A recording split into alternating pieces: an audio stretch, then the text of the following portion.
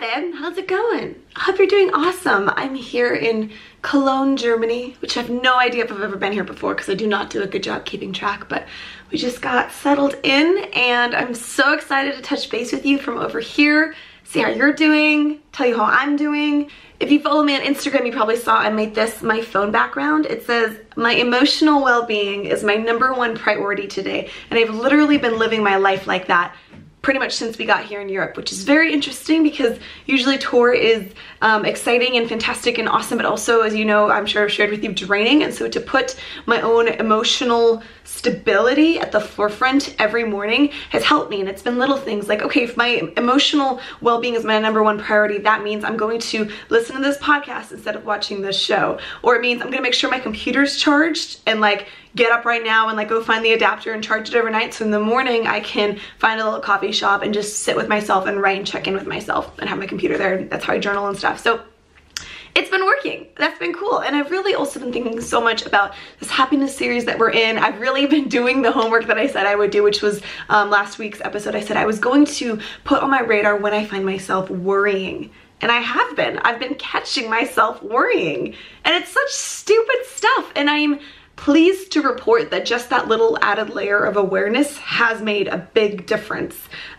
It kind of makes me stop worrying naturally on its own, at least about that thing, as soon as I realize like, oh, hey, we're just sitting in the van worrying about something stupid. So in that regard, I'm happy that that's working, and I'm enjoying all your guys' positive feedback on this little series. I'm really excited. I'm going to dive right in on 5 things that we can be doing and believing and acting as if it's true in our lives to help us to have more joy. Please, please, please go back and watch the first 2 episodes in this series if you have not already.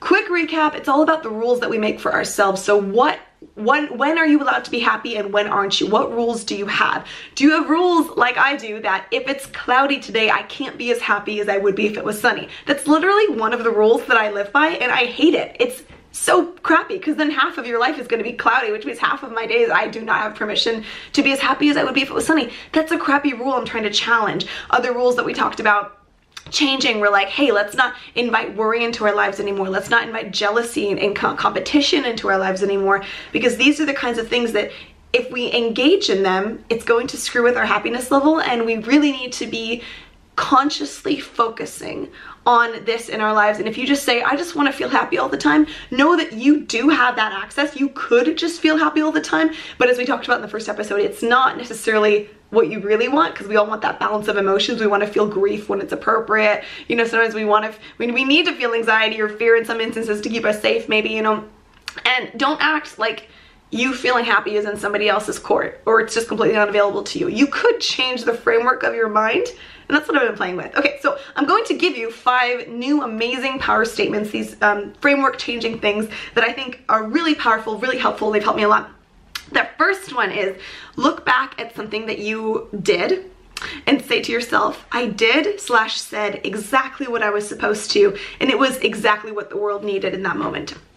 So I've been using this for shows, you guys, because otherwise my perfectionist type A brain will always be yelling at me saying, you forgot to say this, oh my god, you should have done this, oh my god, we didn't hit that note right. And it's just constantly berating me with my lack of perfection, especially in the performance area of my life. And so this statement of like, no, I did exactly what I needed to do, I said exactly what had to be said, and it was the right thing. I mean, even interactions with people, you know, like when I'm meeting our precious fans, like I'm obviously in tour mode, so I'm thinking a lot about this state, but it can, you know, apply to any area of your life. But when I'm meeting our fans, you know, sometimes these interactions are very short and special and a big deal. And sometimes I feel like, oh my god, what if I didn't give that person enough attention, or what if I didn't make them feel heard enough? And I used to sit and worry about that, and I've really been working on just being like, nope, I'm gonna trust that I showed up authentically the way I was supposed to, and that was the right interaction for both myself and the person I was with. So same with you, wherever you're at in your life, wherever you find yourself second guessing yourself, just decide that was how that was supposed to go down. I showed up authentically. Maybe it wasn't perfect, maybe we can tweak it in the future, but you know what, I'm human, I'm not perfect, and I'm not going to beat myself up over that. Okay, next, this is so good. I can be myself and I'm accepted for who I am. And some areas of this are your spirituality, your sexuality, your career, the authentic expression of yourself, and just being in harmony with yourself, being in alignment with yourself. Babe, if there's any area of your life where you're projecting one version of yourself to the world and there's a different version of yourself inside, hidden, and if you're like going to school to become something because your parents want you to be, but that's not really who you are, or you're spending your time in a way that isn't actually authentic with who you are, you're just not showing up in your life, you're always going to feel that disharmony, and it's not conducive to happiness. You're gonna feel out of alignment. There's something really powerful that happens when you make your outsides very authentic to your insides. And I've talked a lot about this in prior episodes, talk about it in my book, Turn Your Pain into Art, because it's been really powerful for me. I actually had an interviewer recently ask me, hey, do you have like a stage persona that you like put on when you go on stage? Do you turn into a new person? And I was like, yeah, maybe to some extent, but no, for the most part, my favorite part is showing up fully as my real self. And I love that I don't have to have like a 5-minute, change who I am session before I walk on stage and feel like a badass.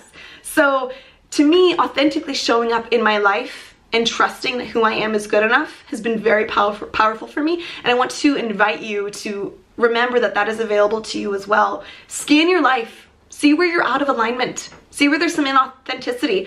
Do you not feel good about the way that you make your money? Are you like kind of a con artist, like some telemarketing thing? You're like, this is shitty. I don't want to be spending my time this way.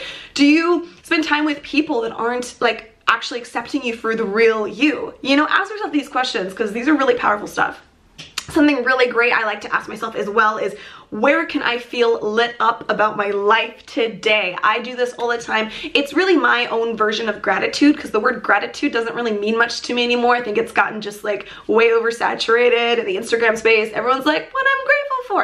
And I'm just like over it. But what I'm not over is, what am I feeling lit up about? And the result is the same. The result is, oh my God, I'm lit up about, I'm going to dinner tonight. Oh my God, I'm lit up about, I am so grateful for this, this, and this. Oh my God, I had this great phone call with my friend. Oh my God, I'm so, blah, blah, blah. And it's all gratitude, but it's just like, it helps me get to in a different way to ask myself, what am I feeling lit up about? And if you've studied happiness at all, you know that like the number one thing people say is gratefulness and gratitude, which is just noticing. It's just appreciating. And this includes yourself. Appreciate yourself. Feel lit up about who you are.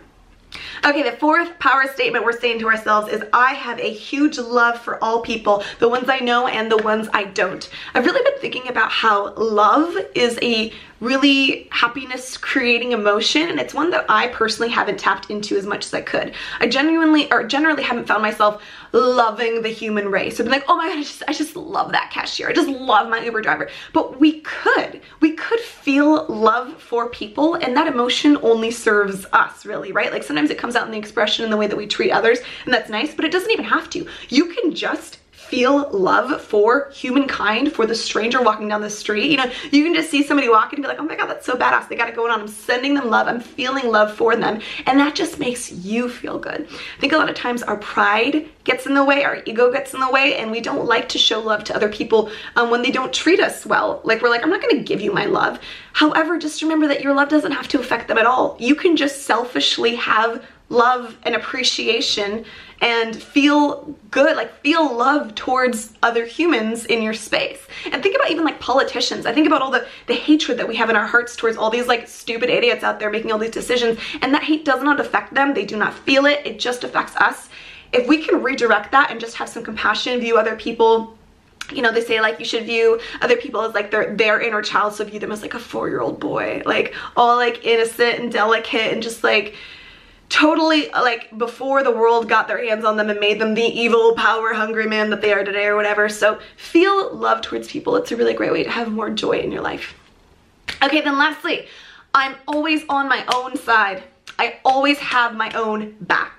This does not mean that you don't take responsibility for when you screwed up. Like this actually means that you do. You're like, okay, that really wasn't I didn't show up as my best self there. I really like made a bad call there. However, I still have my own back. I still know that like I had the best intentions. Like I'm not an evil person. There's not like anything inherently wrong with me. I am here on this planet, which means I'm worthy to be here. I deserve to be here. And you know what? I'm not going to spend time questioning my past decisions or beating myself up. You know, I'm not going to look at old photos of me and be like, what the hell was I thinking? I'm not going to walk by a mirror and critique my face or my outfit. I'm not going to revisit past decisions that I made and be like, what was I thinking? That is such a unnecessary and unhelpful way to spend your precious, beautiful brain power. Just make a blanket rule for your life that like, hey, you know what? I like have it going on. I know more than I knew then, but at that time I was working with what I had and what I knew, and that was the decision that I made. That's how I was living my life. And cool, I'm not going to beat myself up for that. Like, that's where I was. Here's where I am now. I'm so grateful that I've moved beyond that. I'm so grateful I don't dress like that anymore. I don't talk like that anymore. I don't have those friends anymore, whatever it is, right? But don't spend time looking for all this evidence of why you're not good enough. I think a lot of us do that, and it's the complete opposite of having love towards yourself. So that's what I got. I feel like that was a lot. Man, I need to review these things. Like, as I'm reading through this, I'm like, yes, I need more of this in my life. So I hope you do as well, and I hope this was so helpful to you. I love you. Tour's going great. Oh my God, I'm so grateful to be here. I'm so lit up about being here. Speaking about being lit up about going to dinner, tonight we're going to dinner with Ryan's photographer friend. We're all gonna go out together as a little tour. We have the night off. Hopefully we're gonna get some yummy German food. So I'm really excited about that because, you know, food is like the highlight of all touring ever. So I'm a musician for a living, so I can eat my way through the world.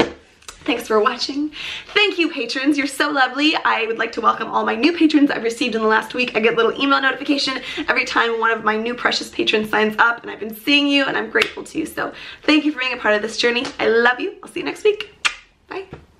Hey, if you enjoyed this week's episode, I totally want to invite you to come check out Make a Move 10 Days to a Badass Life. This is my 10-day video course that I created to take you from wherever you're at in your life and take you 10 steps in the next level. Every single morning you get a video email from me, and it's to fire you up, it's to energize you, it's to motivate you to feel like a badass and to create your badass life that you deserve. So click the link and check this out. I would love to have you there.